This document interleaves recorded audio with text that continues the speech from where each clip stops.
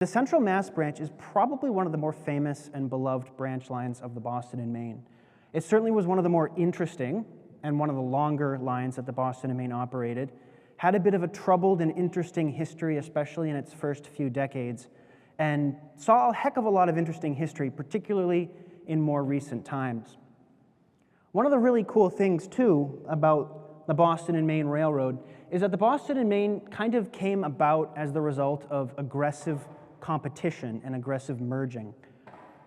The railroad map of New England from the 1830s to about the 1880s was a patchwork of different companies, distinctive companies that fought each other and competed for territory and customers as the industrial landscape of New England started to spring up and become the powerhouse that it would be by the 1900s.